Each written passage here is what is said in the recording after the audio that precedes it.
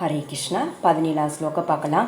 தத் புத்தயஸ்தத் ஆத்மானாஸ் தன்னிஷ்டாஸ்தத் பராயணக கச்சந்திய புனர் ஆவ்ருத்யம் ஞானா நிர்தூத கல்மஷா. திவ்யமான பரத தத்துவம் பகவான் கிருஷ்ணரே தான்.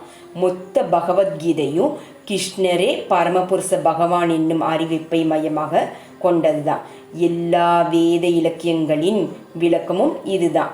பரதத்தை அறிந்தவர்களால் பரம உண்மையான பரதத்துவ என்பது பிரம்மன் பரமாத்மா பகவான் என்று பரமனை அறிபவர்களால் புரிந்து கொள்ளப்படுது. பூரணத்தின் இறுதி சொல்லுதான் பகவான் எனப்படும் புருஷோத்தரமாய முழுமுதற் கடவுளே.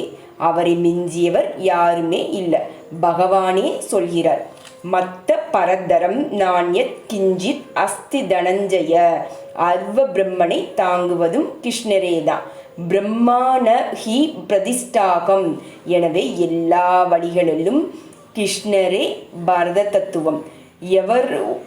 எவன் ஒருவனது மனம், புக்தி, நம்பிக்கை, புகலிடம் ஆகியவை எப்போதும் கிருஷ்ணரிடமே உள்ளதோ, வேறு விதமாக சொல்லணும்னா யார் ஒருவர் கிருஷ்ண உணர்வில் முழுமையாக இருக்கிறாங்களோ அவங்க சந்தேகம் இல்லாமல் எல்லாவித களங்கங்களுக்கும் நீக்கப்பட்டு பரத தத்துவத்தை பற்றிய அனைத்திலும் பூர்ண ஞானத்துடன் இருப்பாங்க.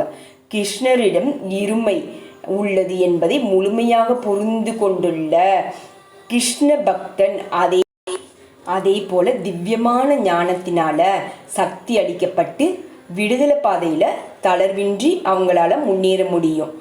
ஹரே கிருஷ்ண கிருஷ்ண கிருஷ்ண ஹரே ஹரே ராம ராம ராம ஹரே ஹரே. ஹரே கிருஷ்ணா.